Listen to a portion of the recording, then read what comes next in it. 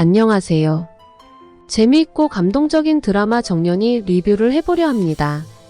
정년이는 부러진 목을 회복하지 못하고 결국 고향으로 돌아가게 되었습니다. 목을 되찾기 위해 백방으로 수소문해 보았지만 어떤 방법도 통하지 않았고 양귀비를 달려먹을 결심까지 하고 말았죠. 소복은 정년이에게 현실을 인정하라고 했지만 정년이는 다른 단원들이 합동 공연 연습을 하는 동안 절망감의 최고조에 다다랐고 다음날 아무도 모르는 사이 집으로 내려가고 말았습니다. 약한 모습을 보이지 않았던 소복도 정년이의 빈자리를 보며 결국 눈물을 흘리고 말았죠. 채공선이 소리를 잃고 떠났을 때의 허망함이 그대로 느껴졌을 것이고 정년이의 목을 지켜주지 못한 죄책감도 들었을 것입니다. 정년이가 오디션에서 떨어지자 영서는 기뻐하기보다 오히려 정년이의 자리를 뺏은 것 같은 느낌이 들었고 주란이도 정년이에 대한 미안함이 가득했습니다. 정년이가 저렇게까지 목을 혹사시키며 연습한다는 것을 알면서도 주란이는 한 가지 목적만 보고 달릴 수밖에 없었던 것이죠. 주란이는 이번 공연에서 평강공주 아역을 맡게 된다면 아픈 언니의 병원비를 마련하는 것이 전보다 훨씬 나아질 것을 기대했던 것입니다. 하지만 주란이에게 선자리 제의가 들어오면서 메란을 떠나야 할지도 모를 갈등에 휩싸였습니다. 영서에게도 갈등의 시간이 주어졌는데 한기주는 영서가 메란을 떠나서 국립극단에 들어가는 것을 원했고 영서는 한기주가 그런 목적을 가지고 심사위원들을 매수하여 오디션에 통과시킨 것이 아닌가 의심을 하였습니다. 정당하지 못한 방법으로 배역을 따냈다고 생각한 영서는 바보와 공주 오디션에 합격했어야 할 사람은 정년이라고 말하였지만 소복은 만장일치로 뽑힌 건 영서이고 재심사를 한다 해도 결과는 같을 것이라고 영서의 실력을 진심으로 인정해 주었습니다. 정년이에 대한 미안함 때문에 영서도 주란이도 공연 연습에 집중을 할 수 없었는데 정년이는 영서에게 최선을 다한 결과이니 남의 자리를 뺏었다는 생각은 하지 말라고 위로를 하였습니다. 하지만 정년이가 오디션에 떨어져 정작 힘든 사람은 옥경이었습니다. 옥경은 해랑의 방해로 정년이 목이 상해 공연에 합류하지 못한 것에 화가 나 자해를 하기까지 했죠.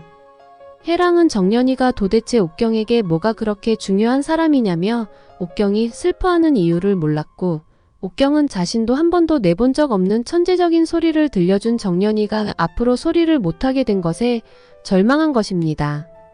옥경이 국국의 황태자이지만 옥경이가 메란에 남아 제 역할을 다할 수 있게 버티게 해준 것은 정년이라는 미래가 있었기 때문이었죠. 그 미래가 산산조각이 나고 말았으니 옥경은 메란에 남고 싶은 의욕이 사라지고 말았습니다. 정년이가 집으로 내려가 버리자 초록은 소복에게 해랑이 정년이에게 한 짓을 말해버렸고 소복은 이번 공연 이후에 해랑이 메란을 떠나줄 것을 못 박았습니다.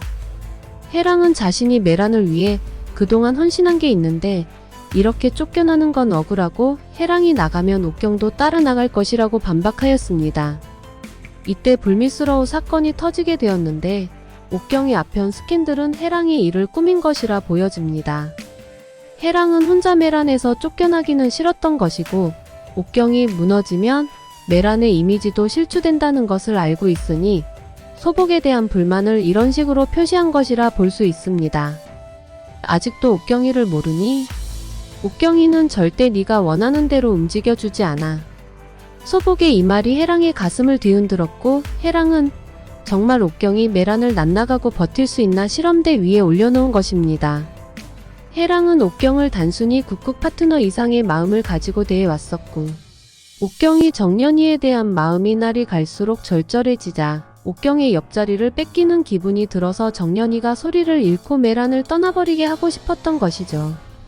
소원대로 정년이는 떠났지만 오히려 쫓겨날 위기에 처한 해랑은 옥경을 아편 스캔들에 휘말리게 해서 옥경과 같이 메란을 떠나기로 마음을 먹었습니다. 그런데 옥경은 해랑이 아니라 영서를 선택하고 말았습니다. 영서야, 내가 이 국극단 나가자고 하면 같이 나갈래? 옥경은 영서가 한 번도 생각해본 적 없는 제안을 하였고 영서는 옥경이 메란을 떠나자고 하는 이유가 아편 기사 때문이라고 생각할 것입니다. 한기주가 국립국극단 진출을 권할 때도 흔들림이 없었던 영서이지만 국극의 기둥이고 자신의 롤모델인 옥경이 매란을 떠나자고 하는 말을 듣자 영서는 혼란에 빠지게 되는 것이죠. 영서가 옥경과 함께 매란을 떠날 마음을 먹을지 알 수 없는데 옥경이 없는 매란을 영서도 생각할 수 없기 때문에 옥경이 원하는 대로 들어줄 수도 있고 옥경을 설득하여 매란에 잡아두고 싶어 할 수도 있습니다. 바보와 온달 합동공연은 여러 국극단이 참여하는 것이지만 매란의 비중이 월등히 높아서 다른 국극단의 시기를 받고 있었고 옥경의 아편 문제까지 터지니 다른 국극단은 거의 등을 돌리다시피 하여 공연 일정에 차질이 생기게 되고 결국 공연은 매란 단원들로만 이루어진 단독 공연 체제로 갈 수밖에 없는데 옥경과 해랑은 이번 공연이 마지막 호흡을 맞추는 것이라 공연장은 눈물 바다가 될 것입니다. 한편 정연이는 집으로 내려온 뒤 소리에 대한 열정을 포기할 수 없어서 바다에 뛰어들고 마는데 목까지 차오른 바닷물 속에서 1분만 참아내고 모든 걸 내려놓으면 삶의 끈도 놓고 소리에 대한 욕심도 끊을 수 있었지만 정연이에게 죽는 것보다 더 싫은 것이 소리를 하지 못하고 소리를 듣지 못하는 것이라는 것을 더 깊이 깨닫게 됩니다. 정연이는 시장에서 엿장수가 하는 소리를 듣고 마음에 뜨거운 불기둥이 솟아오른 것이었는데 엿장수가 하는 소리는 무엇에 얽매인 소리가 아니라 소리하는 자체를 즐기는 모습이었던 것입니다. 최고의 소리를 내는 것이 중요한 것이 아니라 자신이 즐거워서 내는 소리가 진짜 소리라는 것이 느껴지는 순간이었죠. 좋은 소리를 못 낸다고 포기하고 내려온 정연이는 정말 자기가 원하는 것이 무엇인지 혼란스러워 바다에 뛰어들었고 무엇보다도 정연이가 다른 마음을 먹을까봐 노심초사하는 정자가 정연이가 목숨을 끊는 것을 그냥 지나칠 리가 없어서 구해주게 되는데 정자는 정연이의 꿈이 자신의 꿈이라 생각하기 때문에 채공선을 설득하여 정연이가 소리를 다시 할 수 있게 길을 열어주게 됩니다. 정연이가 목포에서 다시 소리 연습을 하고 있는 동안 소복은 영서와 함께 정연이를 만나러 오는데 영서는 옥경에게 매란을 떠날 생각을 하지 말고 정연이 때문에 상실감이 든 것이라면 정연이를 다시 찾으러 가자고 하지만 옥경은 정연이가 이미 꺾여버린 재능이라고 하면서 의욕을 보이지 않았고 영서는 소복에게 간청을 하여 정연이가 꼭 필요하다고 데리러 가자고 말한 것입니다. 채공선은 소복이 정연이를 망쳤다고 생각해서 소복에게 소금을 뿌리며 울분을 토해냅니다.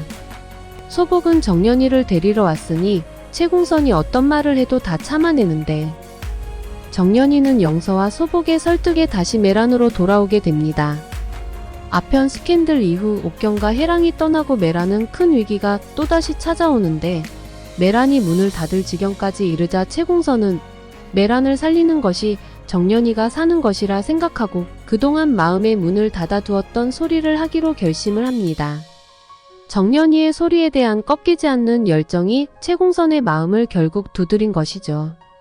10화에서는 소복과 공선이 서로 오해하고 살았던 지난날을 허심탄회하게 털어놓으며 갈등을 해소하게 되는데 두 사람만큼이나 정연이와 영서의 사이도 소금이 물에 녹듯이 풀려나갑니다. 옥경과 해랑의 빈자리를 정연이와 영서가 맡게 될 것인데 주란이는 정연이와 주연 배우를 같이 하자며 입단 초기에 약속했었지만 그 약속을 끝내 지키지 못하고 어머니의 말씀을 따라 시집을 갈 것 같습니다. 오늘 이야기는 여기까지입니다. 다음 이야기가 궁금하시면 구독과 좋아요 한 번씩만 눌러주세요.